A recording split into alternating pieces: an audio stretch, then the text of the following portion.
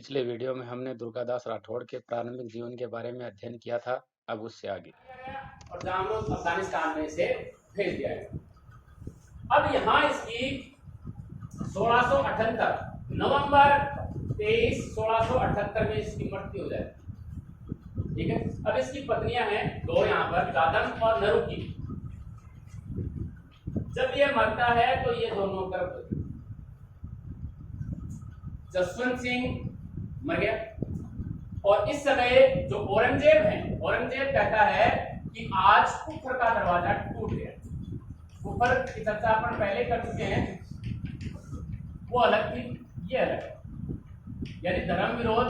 यानी अब तक देखो एक चर्चा और है, इससे पहले मैं आपको बताता हूं। अकबर ने 1664 में जजिया कर को समाप्त कर दिया था और इसने 1679 में वापस लागू कर दिया। यानी जब तक जसवंत सिंह जीवित रहा, इसने न तो मंदिरों को तोड़ा और न ही जजिया कर वापस लगा पाया। देखो कितना विरोधी है ये इसका। जैसे ही ये मरा तो सब कुछ हो जाता है, यहाँ पर मर गया और इसने कहा कि जी आज कुफर का दरवाजा टूट गया। और इसके बाद में इसने जोधपुर को खालसा घोषित कर दिया, दूसरी बार खालसा घोषित हो गया। और दो तीन व्यक्ति हैं जैसे ताहिर खां है और खिदमत गुजार है, शेर अनवर है और अब्दुल रहीम है। ये अब्दुल रहीम वो नहीं है, अब्दुल रहीम खान का नाम मान लो, वो नहीं है। इसे ये बनाता है यहाँ का फौजदार, ये बनाता है इसे किलेदार, और ये न्याय का पद है अमीर बनाता है इसे। और ये एक और व्यक्ति है अब्दुल रहीम, एक पद और है इसके बाद, देख लेना। इनको ये यहाँ का प्रशासक नियुक्त कर देता है, प्रशासक नियुक्त कर दिया। इससे पहले देखो ये इसको आदेश देता है खिलफत गुजार जो किलेदार बनाता है कि हो सकता है जसवंत सिंह ने बहुत सारी धन वगैरह कहीं छुपा दिया हो, आप जाओ वहां पर। तो ये बहुत कोशिश करता है, बहुत सारी दीवारों को तोड़ता है, लेकिन इसे किसी प्रकार का छुपा हुआ खजाना नहीं मिलता। इसके बाद में एक व्यक्ति है खाने जहां बहादुर, इसको ये भेजता है। उसी समय की बात है ये, जब इसकी मृत्यु हो जाती है उसके समय की बात, हम जन्म की बात यहाँ पर बात में करेंगे। और ये इसे आदेश दिया जाता है कि वहां पर जाइए और मंदिरों को तोड़िए। आप मंदिरों को तोड़ने का आदेश दिया जाता है इसे, और वहां की जो भी मूर्तियां ये तोड़ता है उसको फिर वो गाड़ियों में भर के दिल्ली लाता है। और दिल्ली के अंदर जो महल था, कौन सा महल, लाल किला और जामा मस्जिद जो भी है, जामा मस्जिद है या फिर जो इनका जूल खाना है, यानी जो जल्लू खाना है, आंगन इस महल का, लाल किले का, उसके अंदर इन मूर्तियों को गिरवा दिया जाता है कि इनको हाँ रखिए और हम अपने पैरों के ठोकरों में जो देवता की मूर्तियां हैं उनको रखेंगे। यानी अपमानित करने का मतलब है इसका, औरंगजेब का। अब ये यहाँ ये हो जाता है। और इसके बाद में मई 23 मई, ठीक है, और कितनी 1679 में। अब देखो जो अमर सिंह था, अमर सिंह की बात करी थी ना, इसका एक पौत्र था इंदर सिंह। इसको इसने 38 लाख रुपए की वार्षिक पेशगी पर यहाँ का राजा बना। लेकिन कहते हैं कि ये शासन संभाल नहीं पाया और 2 माह बाद में ही इसे तहत कर दिया। खालसा ये घोषित थे पहले से। अब देखो हम यहाँ चलते हैं कि ये औरंगजेब ने इस प्रकार से किया। तो यानी जब जसवंत सिंह की मृत्यु हुई उस समय इसका कोई भी जीवित उत्तराधिकारी शेष नहीं, किसी भी रानी द्वारा कोई भी बेटा जसवंत सिंह को नहीं। अब दो जो ये रानियां हैं, इसकी मृत्यु के समय ये गर्भवती थी और इन दोनों ने 19 फरवरी 1619, इतना अंतर हो गया जो भी है, 2 बेटों को ये जन्म देती हैं। एक है दल खंबर या दल भंजन, जो भी है, दोनों नाम आते हैं, दल भंजन भी है, मैं भंजन ही लिख देता हूं डायरेक्ट। और दूसरा कौन होगा, अजीत सिंह। जब जैसे ही जामरूद अफगानिस्तान में जसवंत सिंह की मृत्यु होती है, ये वहां से निकल, ठीक है, और वहां पर एक अटक नदी है, इसकी चर्चा करी थी हमने पहले। उस नदी को जैसे ये पार करते हैं तो वहां के स्थायी लोग इनको पार नहीं करने देते, क्योंकि इनके पास स्थायी परवाना नहीं था। परवाना मतलब परमिट नहीं था। तो ये इसके जो भी सरदार थे साथ में, वो उनको लड़ाई झगड़ा करके यहाँ से पार करवा देते हैं। और लाहौर में या फिर अटक नदी के किनारे हम कह सकते हैं, एक ही जगह बात ऐसी है, वहां पर थोड़े समय के अंतराल में, कहते हैं कि आधे घंटे के अंतराल में ये दोनों रानियां हैं, 2 बच्चों को जन्म देती हैं, दलथम्बन, अजीत सिंह, दोनों को जन्म दे दिया। फिर ये पता चल जाता है कि थोड़े समय बाद में फरवरी के लास्ट तक, कोई तारीख नहीं दी गई है, फरवरी के लास्ट तक पता चल जाता है कि किसे, औरंगजेब को पता चल जाता है। तो भाई इसने कहा कि जी इंसान सोचता कुछ है और अल्लाह करता कुछ, ये नहीं चाहता था कि इस प्रकार से हो। तो इनको ये यहाँ से दिल्ली बुला लेता है कि जी आप दिल्ली, और दिल्ली में रूप सिंह राठौड़ की हवेली में इसे रखा है।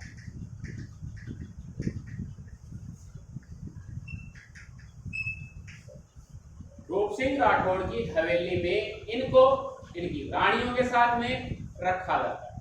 काफी दिनों तक ये रहते हैं। क्या क्या किया?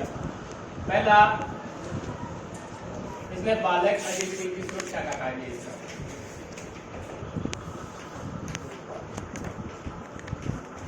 अब करेगा ये कार्य, ठीक है, अजीत सिंह की सुरक्षा है, और जब इसकी सुरक्षा पुख्ता हो जाएगी फिर ये करेगा मारवाड़ सिसोदिया गठबंधन।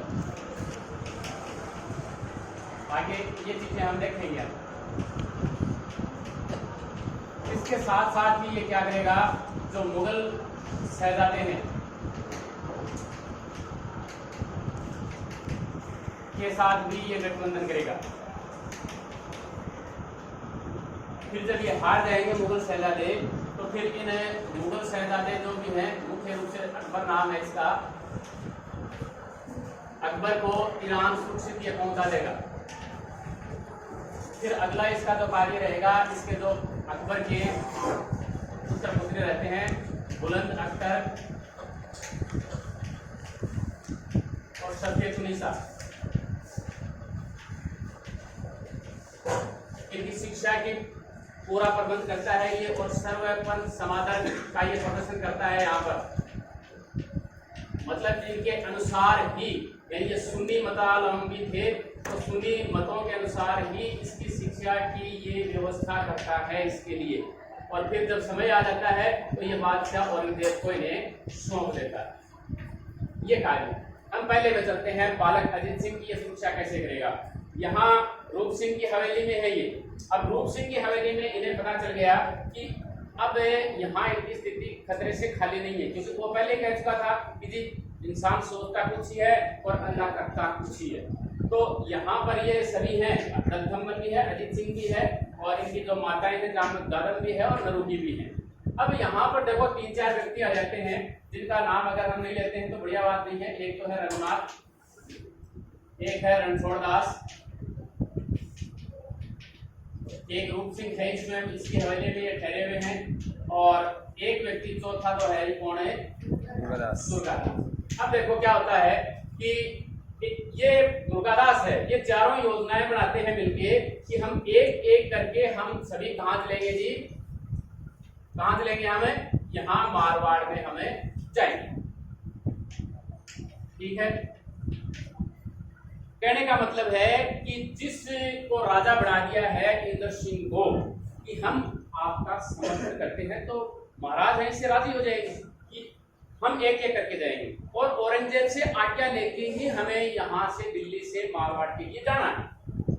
पहली योजना बनाई, और फिर वहां जाके हम अपना संगठन भी मजबूत कर सकते हैं। तो एक एक करके ये जाने लगे, ठीक है। और दुर्गादास ने कहा कि मैं अजीत सिंह के साथ रहूंगा, और आप बीच बीच में सेना की टुकड़ियों के साथ में रहना रास्ते के अंदर, जब तक हम जोधपुर में नहीं पहुंच जाए, और अपने प्राणों की तब तक आहुति देते रहना जब तक कि आपकी अंतिम सांस रह जाए, लेकिन बालक अजीत सिंह को सुरक्षित रूप से जोधपुर पहुंचाना। अब देखो दिल्ली के अंदर क्या होता है इस समय कि इस बात का पता कि धीरे धीरे जा रहे हैं, तो ये और कठोर हो जाता है औरंगजेब कि भाई ये मेरी बात मान रहे हैं, और कठोर हो जाता हूँ। तो ये यहाँ से जो कहा है, देखो रूप सिंह की हवेली, रूप सिंह की हवेली से ये इनको निकाल देता है, और कि भाई आदेश देता है, इसका एक सेनापति होता है फौलाद खां, फौलाद खां को कहता है कि जी उनको वहां से निकालो, रूप सिंह की हवेली से निकालो और नूर महल में भेज दो, अगर कोई आनाकानी करे तो उसको कठोर दंड दो। लेकिन इससे पहले ही दुर्गादास है इसको लेकर अजीत सिंह को एक दिन पहले, ठीक है, एक दिन पहले ही लेके यहां से निकल चुका होता है, इसके इस प्रकार के आदेश देने से पहले।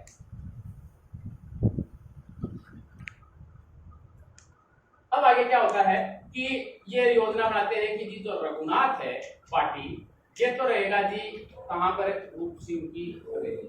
तो ये है रूप सिंह की हवेली में रघुनाथ पार्टी,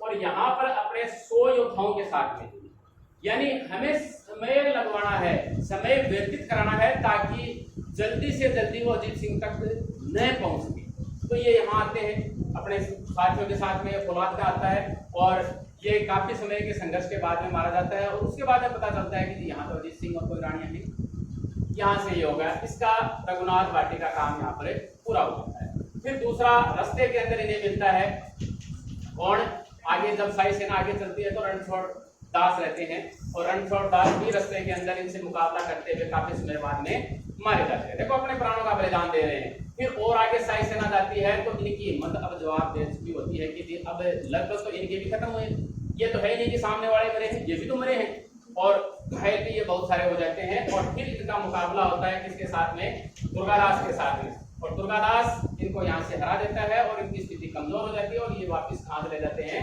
दिल्ली चले जाते हैं। ये है इसकी सुरक्षित यहाँ पहुंचाने की स्थिति। इसके बाद में देखो आगे क्या होता है, आगे हम बात करते हैं कि यहाँ इस समय जोधपुर है वो है खालसा घोषित, जोधपुर में ये पहुंच गए, लेकिन यहाँ ये खालसा घोषित है, मतलब राजधानी का, तो यहाँ ये सुरक्षित नहीं पा रहे थे। तो इसकी एक विमाता थी, विमाता किसकी, अजीत सिंह। अब देखो इस समय बीच में और क्या होता है कि ये रानियां कहाँ गई, दलदम्बर कहाँ गया, इसके बारे में कुछ लिखा हुआ नहीं है। कई तो कहते हैं कि जो दिल्ली से मारवाड़ जाते हुए रास्ते के अंदर दलदम्बर की मृत्यु हो गई, कैसे गया, कि कई तो कहते हैं कि फलों की टोकरी में गए, और कई कहते हैं कि एक व्यक्ति था गोपाल दास जो सपेरा था, उसकी जो सपेरे वाली वो टोकरियां होती है ना, उसके अंदर देके भेजा। तो रास्ते में इस प्रकार से जो भी है कयास जैसे भी हैं, ये यहाँ से निकल गए और दलदम्बर मर गया। और ये जो दो रानियां थी, रास्ते में जब लड़ाई होती है कि यहाँ के जो सेनापति हैं इनके, जो दुर्गादास वगैरह, ये सोचते हैं कि कहीं ये मुगल सैनिकों के हाथ नहीं लग जाए, तो पहले उनकी हत्या कर देते हैं रानी जसवंत देव की भी, और एक दूसरी जो नरू की है, ये जो जादम थी ना, इसे ये जसवंत देव, इसे जसवंत देव कहते हैं। तो इनकी एक विमाता थी देवड़ा जी, ये कहती है कि यहाँ ये सुरक्षित नहीं, तो हम इसे भेज देते हैं कहां पर,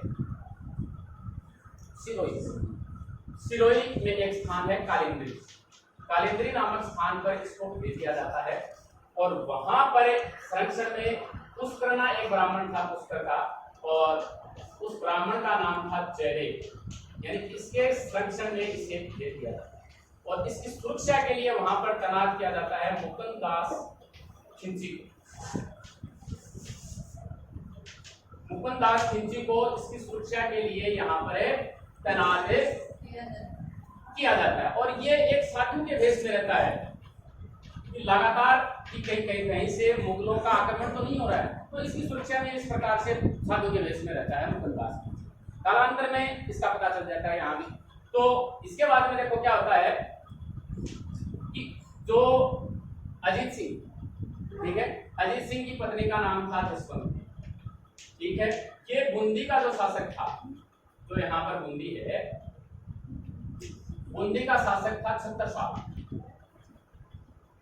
उसकी बेटी थी ये जसवंत देव, और इसकी सौतेली एक बहन थी कानन कुमारी, इसकी जसवंत देव, यानी इसकी बहन होगी, पिता की तो पुत्री है, सौतेली बहन है। तो इसकी शादी हुई थी किसके साथ में, महाराजा राज सिंह के साथ में, जो थे मेवाड़। हम दूसरे पॉइंट पर चल रहे हैं, मेवाड़ जो ये सिसोदिया गठबंधन की तरफ हम चल रहे हैं। राज सिंह, हमने देखो करण सिंह पढ़ा था, करण सिंह के बाद में जय सिंह शासक हुए थे 1628 तक, और 28 से 52 तक हुए थे, और ये है 1652 से लेकर 1680 तक ये शासन करते हैं। तो 1680 दिसंबर में इनकी मृत्यु हो जाती है। कानन कुमारी और इस प्रकार इनका रिश्तेदारी होगी। रिश्तेदारी के कारण दुर्गादास इनसे निवेदन करता है कि आप अजीत सिंह की सुरक्षा के लिए हमारी सहायता कीजिए। तो ये कहता है कि जी आप यहाँ आ जाइए और आपको 12 गांवों के पट्टे के साथ में केरवा की जागीर है वो दी जाएगी। तो यहाँ आ जाते हैं, केरवा की जागीर इन्हें दी जाती है। औरंगजेब को पता चलता है और ये राज सिंह को कहता है कि जी आप मेरे को बालक अजीत सिंह को लौटा दें, लेकिन ये इसके ऊपर कोई ध्यान नहीं देता, ये ध्यान नहीं दिया। इसके बाद में अगला काम ये करते हैं कि देखो जो औरंगजेब थे इसके पुत्र थे, देखो जैसे मुअज्जम है, आजम है, अकबर है, इस प्रकार के इसके पुत्र थे। इन्हीं का नाम ज्यादा आता है क्योंकि एक और भी था लेकिन वो उत्तराधिकार में भाग नहीं लेता है। सबसे पहले ये कोशिश करते हैं, एक व्यक्ति होता है तवाइर खां, ये था अजमेर का किले का फौजदार था, यानी औरंगजेब का था, अजमेर का था, और इसको बीच में लिया यानी मध्यस्थ किया इसने इन दोनों ने, मारवाड़ यानी दुर्गादास राठौड़ ने और राज सिंह ने, कि जी आपको साहिब खां को इसको कहा के भेजा कि मुअज्जम को कहिए आप कि हम अगला आपको मुगल सम्राट बनाएंगे और इसलिए हम दोनों राज्य हैं आपकी सहायता करेंगे, ऐसा कह के भेजा। और ये तवाइर खां है वो वहां चला गया, लेकिन वहां जाने के बाद में इसकी माता थी मुअज्जम की नवाब बाई, इसके कारण ये बात है नहीं हो पाई। फिर इसको भेजा जाता है इसके साथ में अकबर के पास। अकबर के पास ये गया, अकबर ये बात मान लेता है और 1 जनवरी 1681 को स्वयं ये नाडौल में अपने आप को राजा घोषित कर देता है। मेरे पास तो सहायता है, घोषित कर दिया। इस समय गठबंधन है, लेकिन राज सिंह इस समय मर जाता है दिसंबर में, लेकिन जो इसका पुत्र है जय सिंह, ये इस गठबंधन में शामिल हो जाता है। शामिल हो गया, शामिल होने के बाद में नाडौल में ये रखते, लेकिन अब जो औरंगजेब है वो लेता है छल कपट का सहारा कि हम अब क्या करें, क्योंकि ये सेनाएं हैं वो तो बहुत बड़ी हैं, हम इसका मुकाबला कर नहीं पाएंगे। तो ये जो तवाइर खां है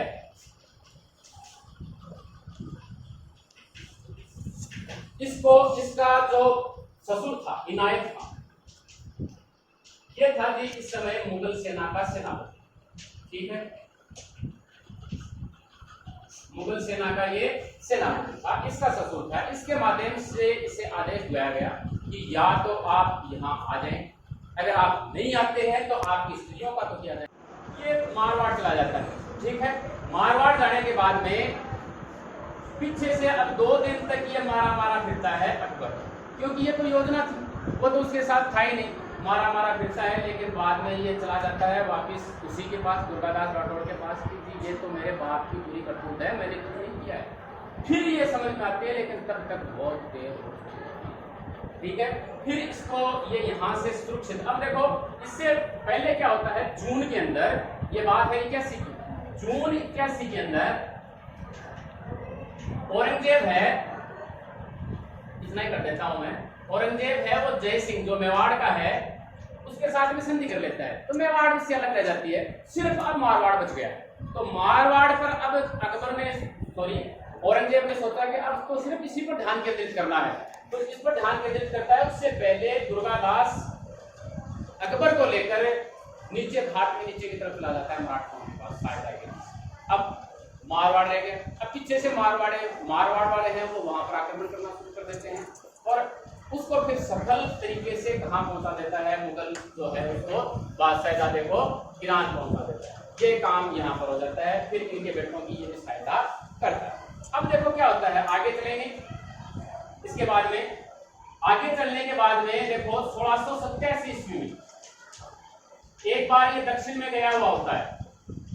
जब आता है ये अप्रैल 87 के अंदर, तो देखता है कि जी जो बालक अजीत सिंह है उसको सार्वजनिक कर दिया, जबकि इसकी आज्ञा के अनुसार उसे सार्वजनिक नहीं करना था।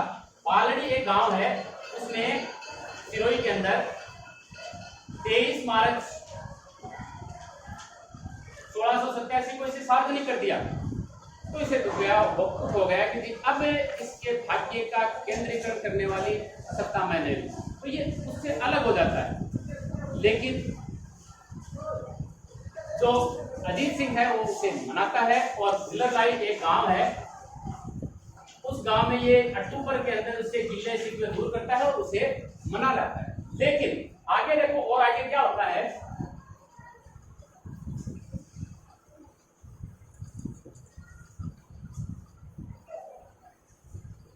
कि एक युद्ध लड़ते हैं ये 1708, अक्टूबर 1708 में, ठीक है, सांबर का युद्ध। इस युद्ध में जब ये लड़ते हैं तो देखो सेना दुर्गादास राठौड़ की सेना है, अजीत सिंह की सेना है।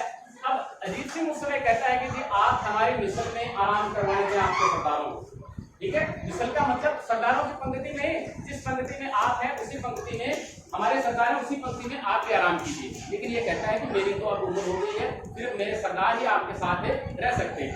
इसके बाद में देखो आगे क्या होता है, जुलाई अक्टूबर 1707 के अंदर एक व्यक्ति है रघुनाथ सांतोरा।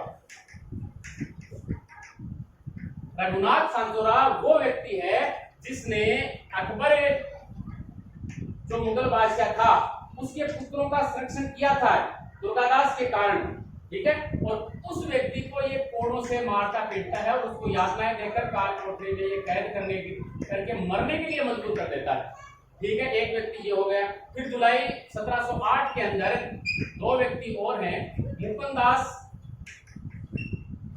चंपावत और उसका एक भाई है रघुनाथ चंपावत।